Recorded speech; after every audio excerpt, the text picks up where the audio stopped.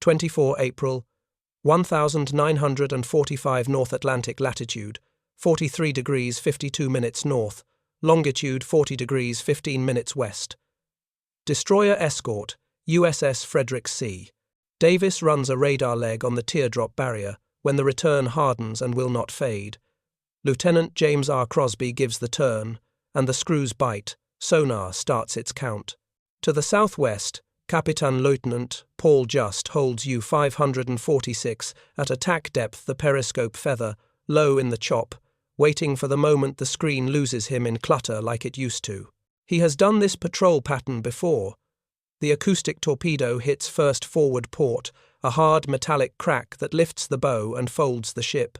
Water takes the forward spaces in seconds, and the forecastle goes under at a steep angle. Davis tries to live on half a hull.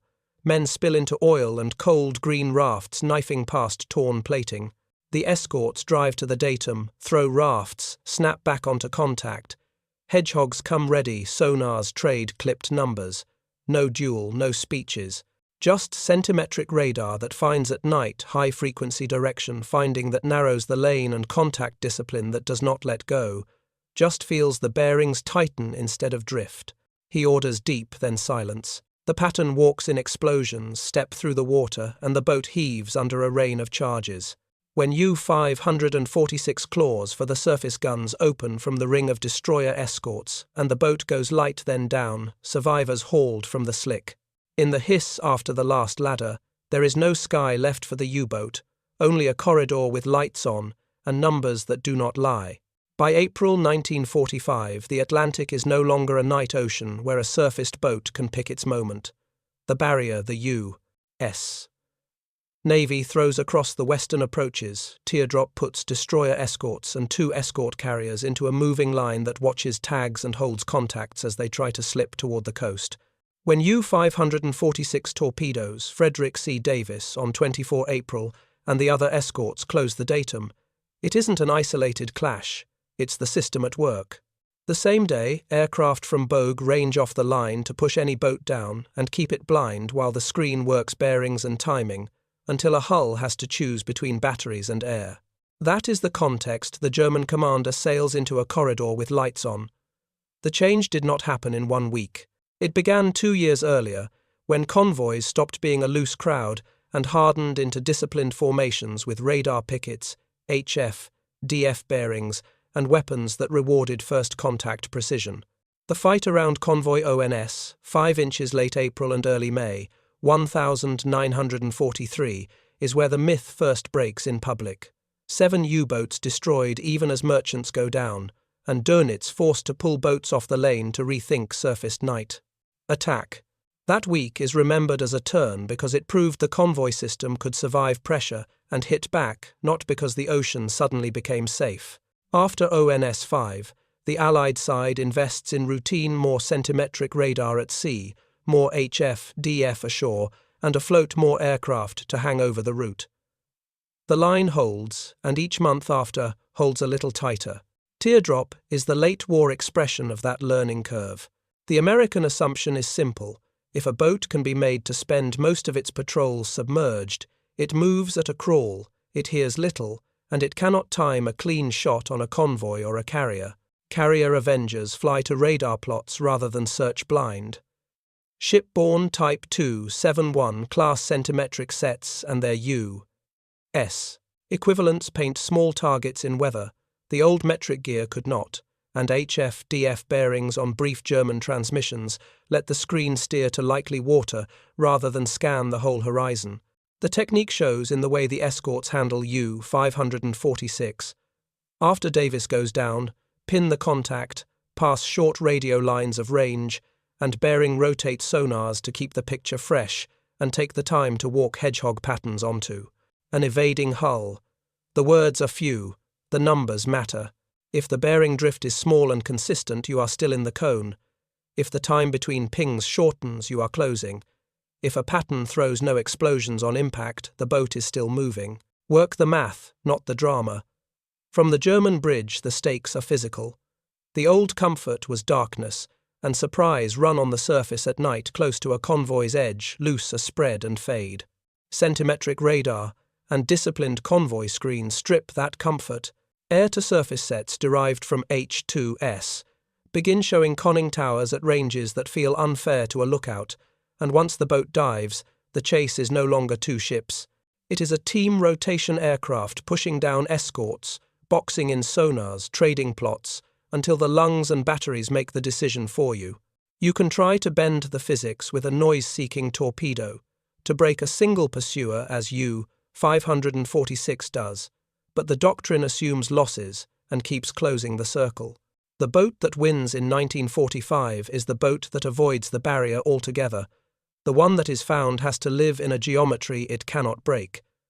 The strategic stake is not a scoreboard of boats sunk. It is schedule. If convoys move on schedule, every theatre downstream accelerates. Fuel trucks, rations and replacements arrive when the ground forces expect them. The pace of operations holds through bad weather and into spring. Teardrop exists because American commanders judge that, even in the last weeks, with Germany collapsing on land, a handful of long-range boats probing for the coast could still force delays, still create panic if they land a blow near the term seaboard.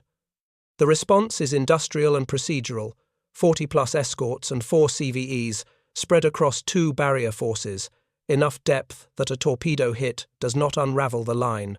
When Davis breaks and sinks, the line does not.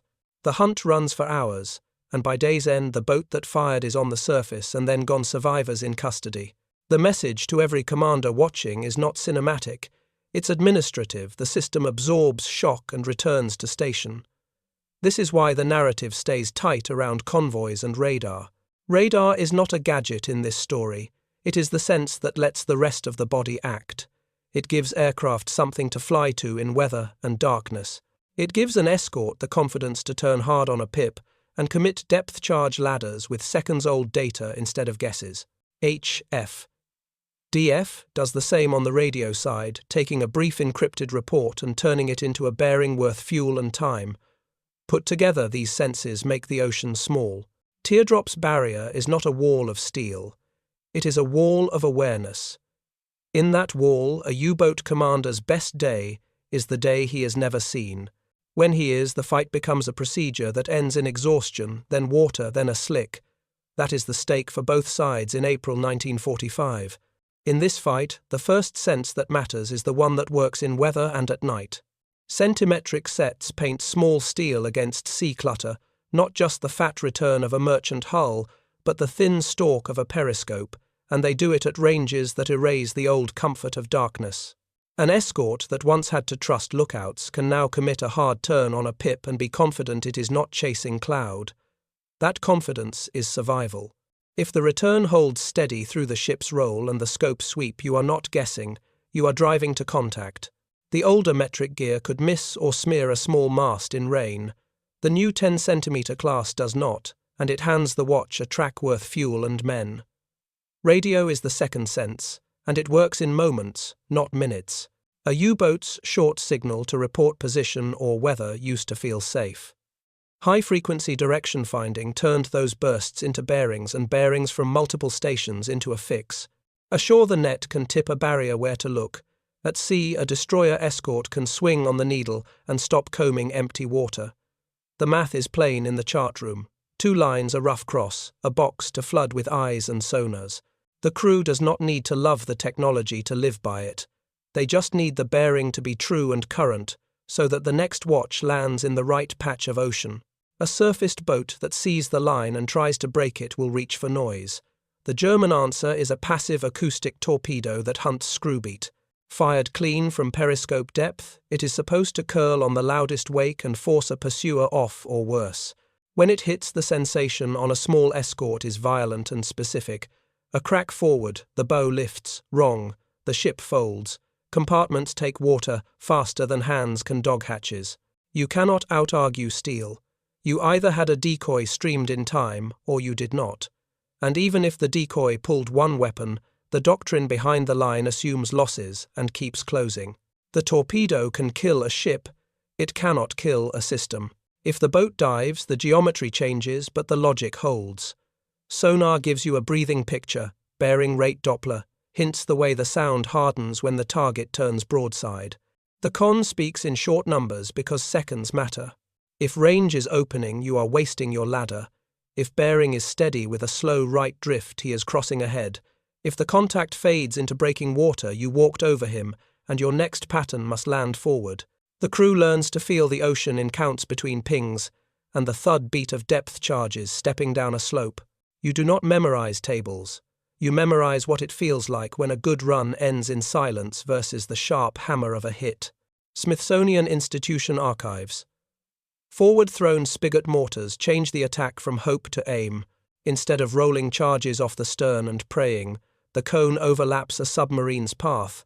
The ship throws a ring of contact-fused bombs ahead into where the target will be in seconds. There is no timer to betray you. If the weapon explodes, you touched metal. The circle falls in one breath, the launchers ripple, and the watch holds breath for the count it takes to sink to depth. If no explosions come, you know he dodged. If 2 or 3 fire in a chain, everyone on deck feels it in their knees, and the next order is to stand by for a broach. The weapon's advantage is not mystical. It is the removal of guesswork and the ability to keep sonar on the target through the run.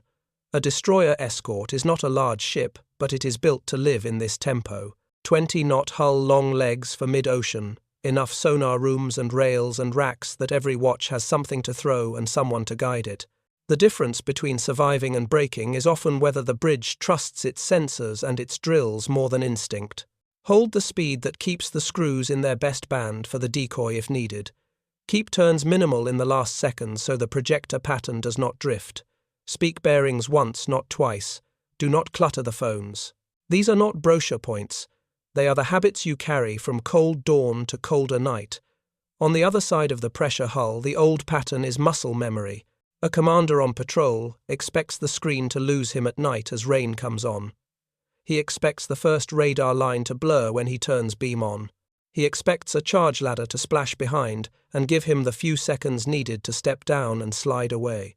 That is why the first shock in late war is not the sound of a weapon. It is the persistence of the plot. The pip that does not fade when the squall thickens. The bearing that keeps tightening even as the boat leaves a clean knuckle in the wake. The realization that the attack run is not a single ship you can spoil, but a rotation that will not tire. When he orders deeper, the air tastes stale sooner. When he tries to surface between legs to clear carbon dioxide, an aircraft voice calls a position he hasn't given. The ocean shrinks. When a hit lands on an escort, the hunt does not end, it hardens. The next ships in the ring snap to the last good data, bearing time, estimated speed, and reset the pattern. One throws rafts and keeps her sonar quiet to spare survivors and avoid masking. Another takes the contact and speaks only what the firing ship needs. The device that saves time here is not a weapon, but discipline, short lines, common plots, a refusal to argue over possession of the kill. The goal is not to celebrate, it is to prevent the boat from walking out of the cone while men freeze in oil. A day later, the only proof that matters is the ring of survivors from both sides led aft under guard and the line back on station. Specific pieces of gear explain why this feels inevitable to a boat that is found. 10-centimetre naval sets derived from British work with the cavity magnetron turn periscopes into targets at hundreds of yards and conning towers into unmissable returns at miles in seas where older radar would wash out. HF, DF ashore and afloat converts enemy admin into your targeting. A forward-throwing projector removes the blind interval over the target and replaces it with contact-fused certainty. An acoustic torpedo can break one pursuer. A barrier assumes one loss and closes with 8 more. None of this wins a war by itself. All of it decides whether a commander who has practiced the old night run finds water where he expected darkness. In April 1945, he finds water first. U-boat.net. The ship that dies proves the system as clearly as the boat that sinks. The last American warship, lost in the Atlantic, goes down fast after an acoustic hit forward. The photographs from a sister show her broken with men in the slick. Around them, the escorts tighten the ring and hunt for hours, walking patterns until the submarine breaks the surface fires and goes under. There is nothing operatic in the way it reads in the deck logs, only times, bearings, patterns, and the count of survivors. That is the texture of late-war anti-submarine fighting numbers you can act on faster than a man in a conning tower can change the sea. Smithsonian Institution Archives. The screen is quiet until the trace steadies. The radar watch on the destroyer Escort holds breath through roll, and pitch counts a beat, then calls the bridge with one clipped word. The helm answers with angle and throttle. The ship heels green, water ghosts past the scuppers, and the operator keeps his hand on the gain, because weather has lied to him before. Not tonight. The pip holds. On the plot table, a grease pencil drags a short line in the direction the bow is already pointing. It feels like confidence, thin, electric confidence you can taste.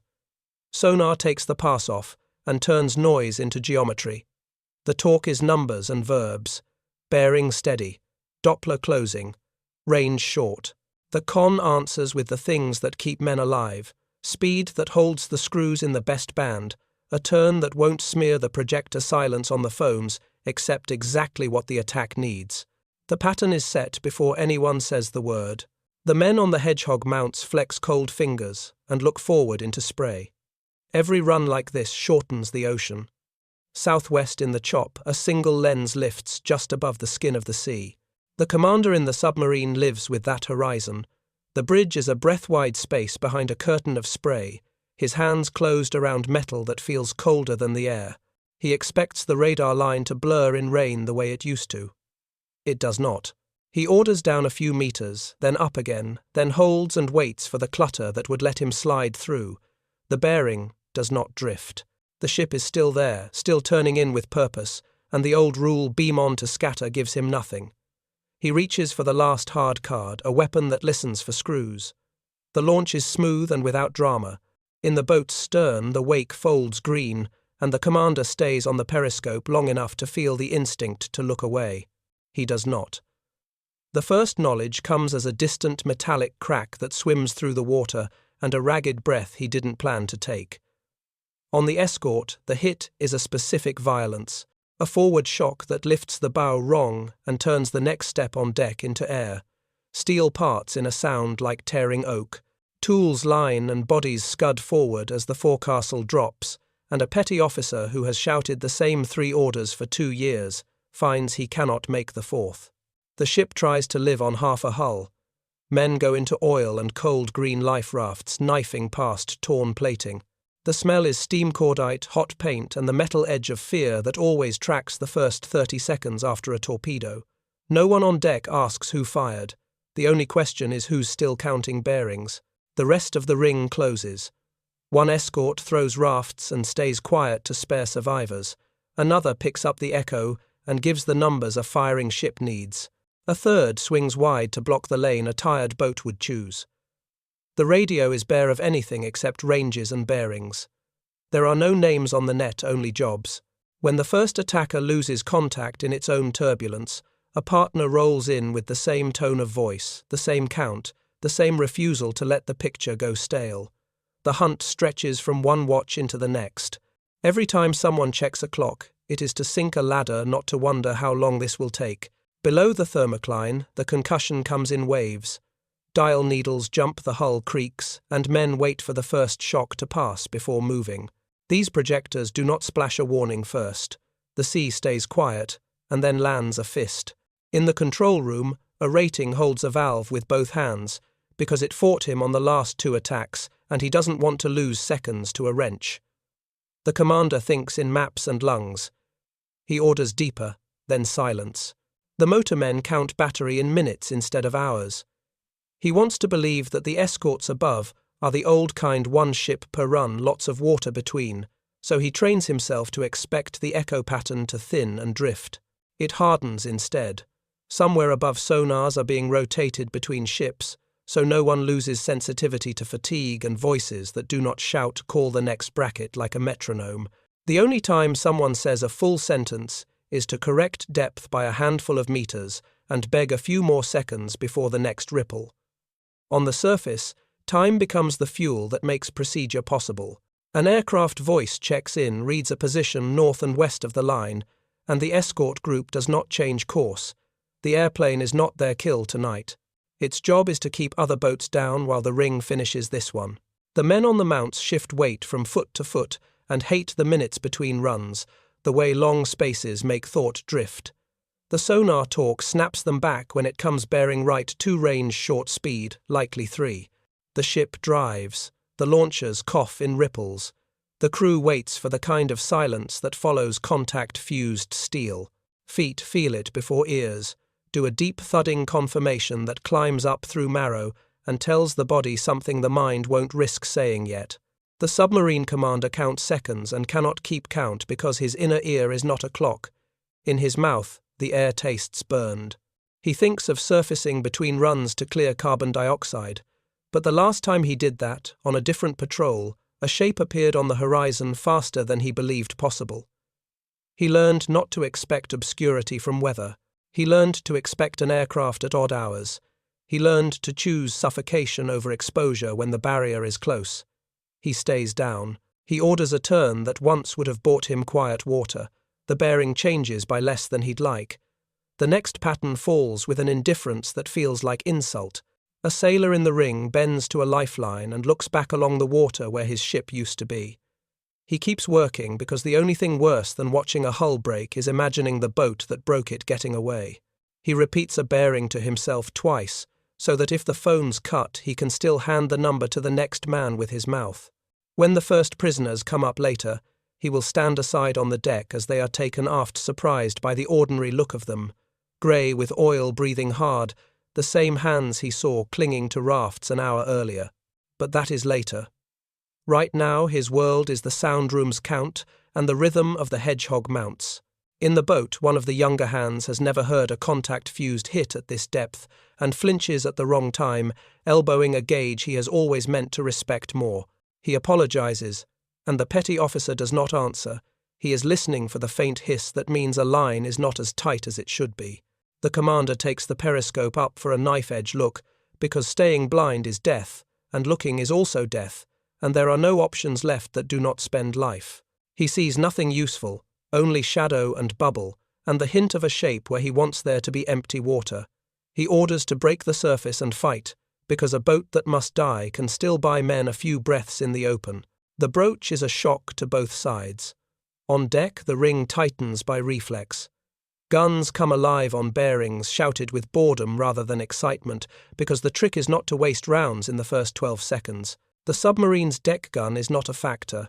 Every barrel on the circle is already trained. Tracers rake the conning tower. Holes punch through plates that have been too long under pressure. Someone yells, "Cease only when the bow begins to sink in a way that no helm can correct." The last eruption from below is not defiance. It is machinery having its final violent feelings about salt and gravity. The ship nearest the down bubble is already dropping scramble nets. Men come up in oil. Lines go down. Hands that were shooting a minute ago become hands that pull.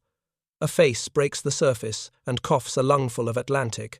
A voice that shouted ranges now says a single word in German that anyone can understand. The commander climbs last, looks once at the ring that used to be a hunting ground, and says nothing at all.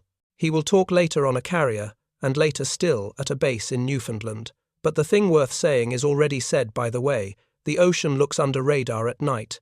He knows it. So do the men who watched a pip hold fast through rain and spray.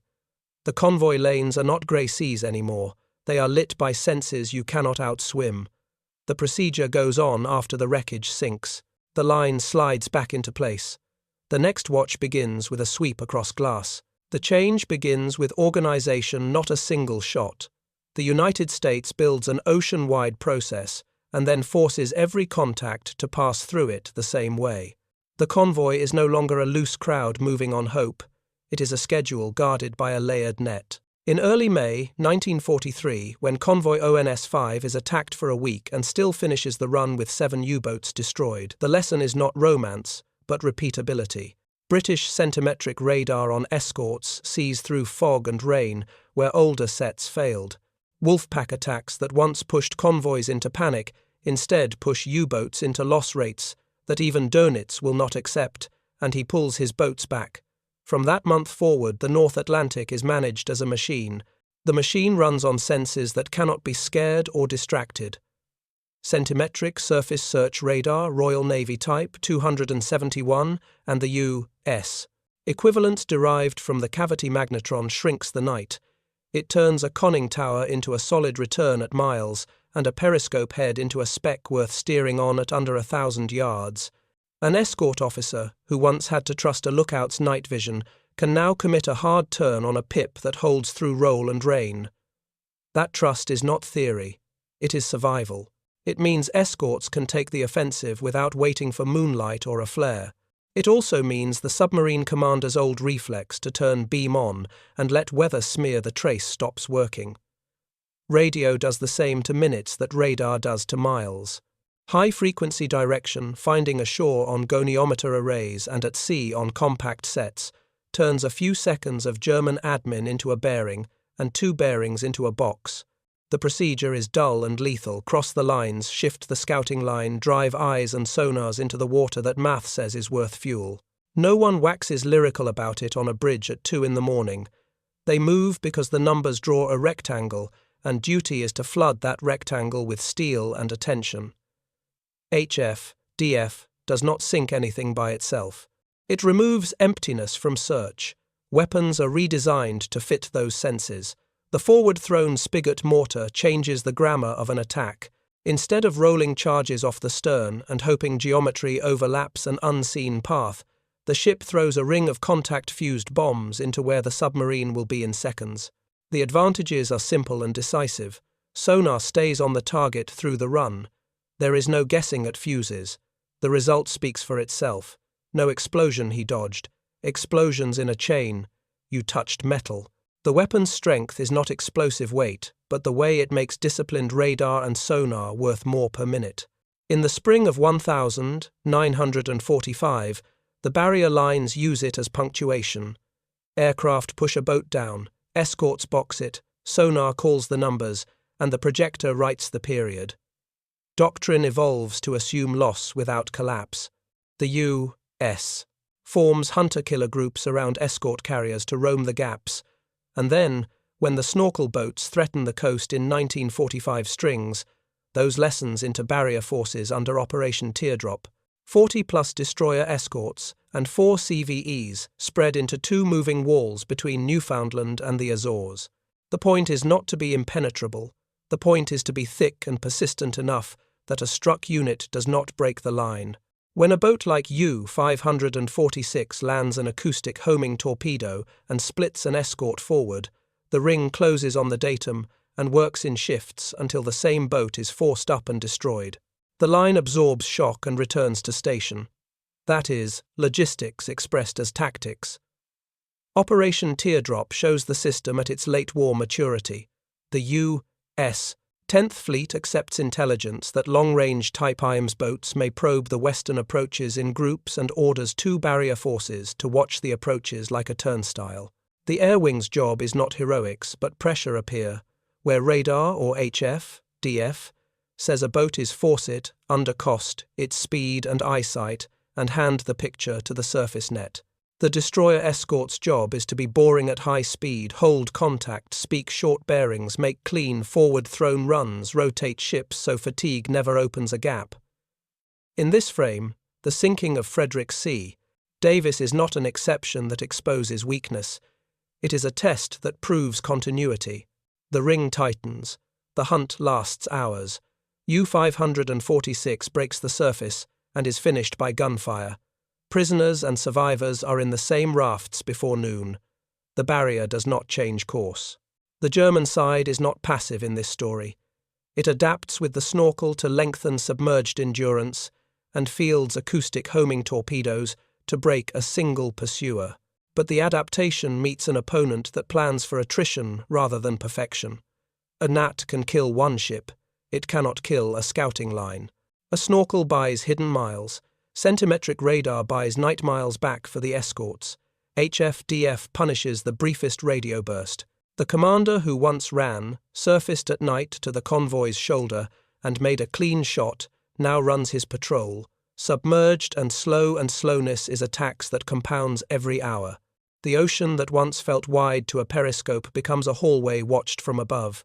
The admission shows up in behavior: fewer aggressive surface approaches, more dives on threat, more reports of prolonged hunts that end in exhaustion rather than clean evasion. The myth of an unseen hunter erodes not in a sentence, but in the way a bridge team glances at radar before trusting the dark.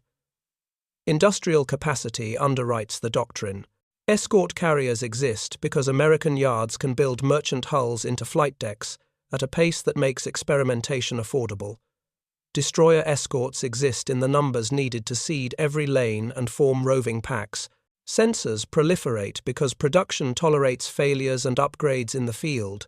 The radar set that could not quite hold a pip in winter becomes the set that can. None of this says industry beats genius as a slogan. It says crews can rely on procedure because spares training cycles and replacements arrive on time. The U-boat arm in 1945 cannot buy risk the same way. Each boat is a national asset that must be preserved, and preservation is a poor teacher of offensive habit. The tactical outcome at a datum depends on the strategic choice made months earlier to accept loss as the price of contact and to prevent any single loss from unraveling formation. Leadership choices harden these tendencies into policy. After ONS 5, the German command pauses Wolfpack operations in the main lane because loss rates are unsustainable. After Teardrop begins, the U.S. commits 2 barrier forces and accepts that 1 or 2 escorts may be hit because the system is designed to finish the exchange with the boat destroyed and the schedule intact. Intelligence flows matter, but only because someone builds commands to act on them in cycles. Sure. HF, DF, nets Q, scouting lines Q, air Qs, surface, logs the kill or the loss and restores the wall. The cycle does not depend on a single captain's inspiration. That humility is deliberate. Evidence from the day reads like staff work because that is what wins these fights. Action reports from Flaherty, Hayter and Hubbard show a group that moves through contact rescue and renewed attack without sentimentality. One ship throws rafts and hushes her sonar to save men in the water. One picks up the echo and gives bearings. One makes the run. Then the roles shift. Notes record Hedgehog patterns, ranges and times. The few full sentences are about depth corrections and safety on a spinning propeller guard while dragging a half-drowned sailor out of the screw current. The texture is human and administrative at once. It is also the opposite of a duel. The technology that seems abstract on paper is physical in the moment. 10-centimeter radar is not an equation. It is a watch officer turning toward a trace that does not fade in rain. HF. DF is not a diagram. It is a pencil cross on a chart and a helmsman changing course before anyone says why. Forward-thrown projectors are not a table of bomblet counts. They are a deck crew feeling a hit through their boots. An acoustic torpedo is not a brochure. It is the wrongness of a bow suddenly light and the taste of steam in the back of the throat. Each piece is small. Together, they close the ocean. The strategic outcome of this system is schedule control. When the U.S. keeps convoys moving on time, every downstream fight accelerates. Fuel trucks, rations and replacements arrive when promised, which means the ground war can pace operations to logistics rather than fear. Operation Teardrop exists because commanders believe a handful of long-range boats still probing the approaches could delay that schedule or land a blow that rattles a coast city. The answer is not to stake everything on a perfect interception. It is to build a line dense enough, aware enough, and unemotional enough that the city never notices the attempt. When Frederick C. Davis breaks forward and goes down, the line's behavior proves the thesis. The hunt continues. The boat that fired is destroyed. Survivors from both sides are recovered. The barrier resets. The convoy lanes keep time. On the German side, the final admission appears in records, and in the way crews talk after capture. The old night surface attack no longer pays against convoys that see you, and aircraft that arrive when you think weather is your ally. In late April 1945, U-546 stalks the barrier, kills a ship, and then spends the rest of the morning in a geometry it cannot break before it is forced up and sunk. In the photographs, the life rafts ringed by destroyer escorts, the broken bow of a ship folding under, there is nothing cinematic, only procedure. That is the story. The title promises. Convoys and radar did not end the Atlantic War by themselves. They ended the wide grey room where a commander could believe he was hunting unseen. He expected distance. He found a clock. They believed the ocean would grant them the first move. Night on the surface, rain in the lens, a quick approach to the convoy's shoulder, a spread and a clean fade. That habit carried weight because it had worked. Crews memorized it like prayer. What breaks in late 1943 and is undeniable by spring 1945 is not a single tactic, but the feeling that darkness protects the hunter. The first crack is small, the radar trace that does not smear in weather. The second is smaller, still the bearing that keeps tightening after a dive. A commander can ignore one bad night. He cannot ignore a year's worth of bad nights arranged by design. The ceiling on confidence drops with the first contact that refuses to be shaken. From a conning tower, the reflex is simple: turn beam on, show less metal to the set, let distance and sea state erase you. The screen answers with a frequency that makes weather almost irrelevant. A pip holds through roll and spray. A bearing drifts, then steadies again. The old comfort eyes cannot see in rain is replaced by a new reality. The other side is not looking with eyes. Every adjustment a commander learned to buy a few minutes now buys seconds, and seconds are not enough in a hunt measured by rotations and relief. The next break is the sound of a pattern arriving from ahead instead of astern. Depth charges once warned you by splashing into a wake. You could hear the ladder coming and time your turns to slide off the cone. A forward-throwing ring of contact-fused bombs removes that warning. The sea stays quiet and then punches. Men hold valves with both hands and count breaths between hits. The urge to surface and clear air fights the knowledge that surfacing invites a new sensor to join the chase. At the edge of exhaustion, the lesson lands: every escape path is already accounted for by a system that expects you to take it. Where myth finally gives is not a single wreck, but the change in behavior it forces. Boats that used to crowd a convoy's edges at night now spend most of their patrols submerged and slowness is a tax that compounds down every day. A commander who once chose his shot now chooses his depth, his battery, and the moment he dares to send a few seconds of radio. Even that feels like a coin toss, because bearings bloom from a burst, and a scouting line slides to meet the probability. The ocean still looks wide through the periscope, but decisions arrive as if the sea is a corridor. Width no longer equals safety. Time no longer equals distance. On the surface side, the tone shifts from hope to method. A screen does not wait for luck or moonlight. A watch trusts a trace because experience has taught them the set will not lie about a masthead in rain. Bearings are spoken once, not argued.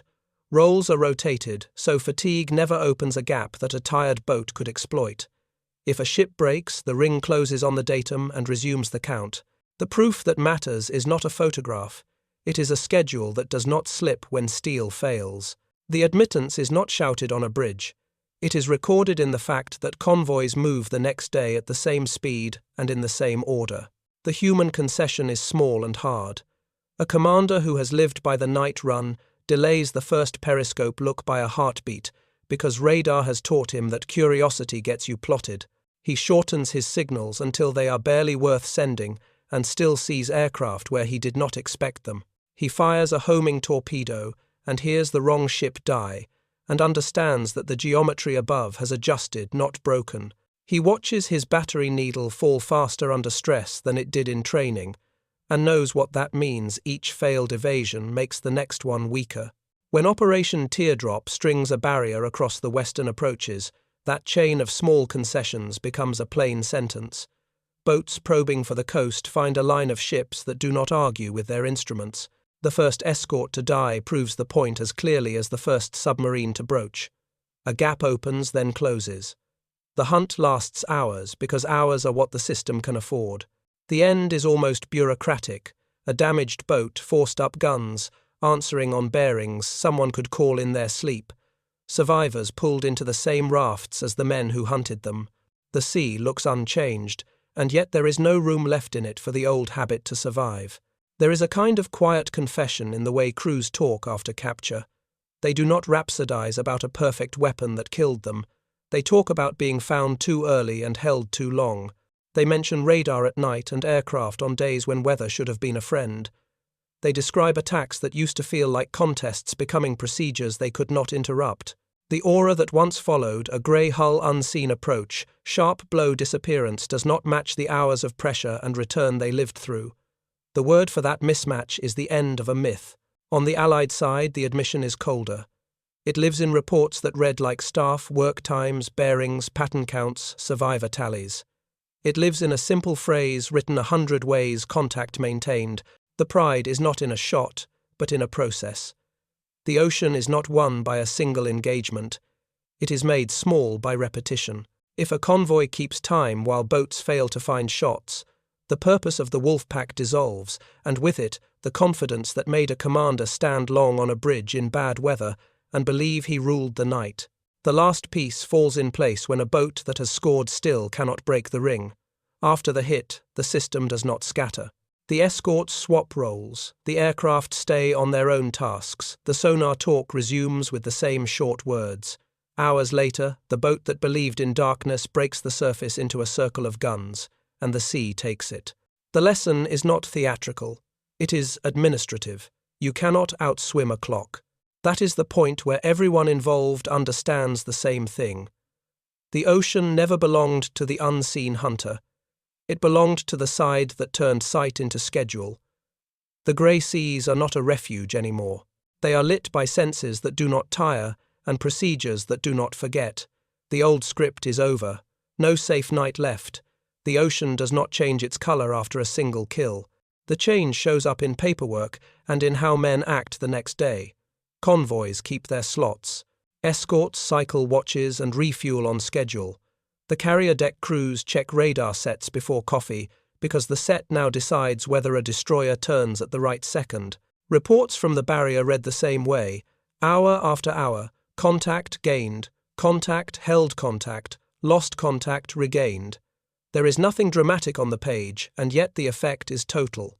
A patrol area that once felt like open water becomes a set of corridors, each watched by antennas and ears that do not sleep. The last weeks of the Atlantic War do not offer grand surprises. They offer repetition. Aircraft appear when weather should have been an ally. Bearings from shore stations arrive in time to move a scouting line 10 miles to the west before a submarine can climb to send its own message. Forward-thrown projectors turn the most dangerous part of an attack into a straightforward throw ahead instead of a guess over the stern. Crews stop arguing with their instruments because the instruments keep saving time, and time keeps saving lives. The human memory of it is tactile, the feel of a hit through soles before the sound, the sight of a conning tower rolling under after a broach, the taste of steam when a forward compartment goes.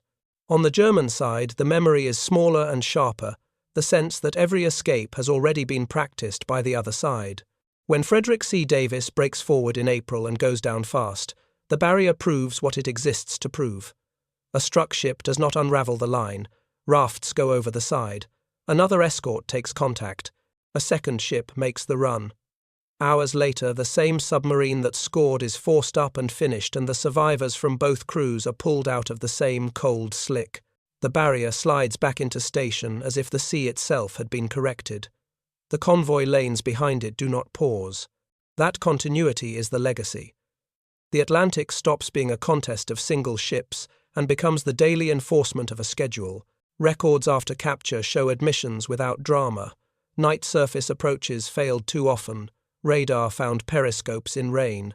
Once a boat was held down near a screen, oxygen and battery forced decisions faster than a commander could make clean plans. Homing torpedoes bought a ship or a minute, not a clear horizon. The strong feeling is not that a perfect weapon ended an era. It is that a system made every weapon on one side more useful, and every habit on the other side less relevant. The confidence that once made a commander stand long on a bridge now lives with the escorts that watch a trace hold steady through weather. The longer line reaches ashore and forward into other theatres. A convoy that arrives on time makes a timetable somewhere else move faster. Fuel reaches a port when it must. Trucks and rations reach divisions before a push instead of after. The men who built the barrier know this and keep their pride inside the numbers, a night's list of bearings that did not lie a day's march of pips, that did not fade, a week's column of arrivals that did not slip. In that quiet accounting lies the end of the grey seas myth. The ocean remains dangerous, but it is no longer generous to the unseen hunter. The images that survive are not heroic poses. They are frames of a broken bow, and men in water, a ring of small ships holding station around an empty patch of sea-deck logs, with times stacked like ribs. Training films from the period, cut from radar scopes to Hedgehog Falls, to a broach that lasts seconds, and then to a return to station that lasts hours. The intent is obvious: teach procedure, not theatre. The same intent shaped the fighting. The proud sentence that crews write to themselves is short, and unadorned contact maintained. Two questions remain for anyone who studies this corridor of months. If the barrier doctrine and the radar curtain had been fielded 2 seasons earlier, would the losses that forced the 1,943 retreat have arrived sooner and at lower cost? And if the snorkel and the homing torpedo had reached crews before centimetric sets and forward-thrown weapons matured, would the night surface attack have lingered a little longer on the edge of viability? The answers matter less than the shape of the lesson. Sensors that work in weather discipline that survives fatigue, and the willingness to absorb a hit without breaking formation, will always narrow a battlefield until a hunter becomes a fugitive. Next, we follow the same method away from the barrier and back into the mid-ocean packs where sonar and forward-thrown patterns boxed submarines that once laughed at depth charges in the dark. The tools do not change much. The feeling does. A pip holds through rain. A bearing tightens instead of drifting. The old script does not return. The ocean stays small.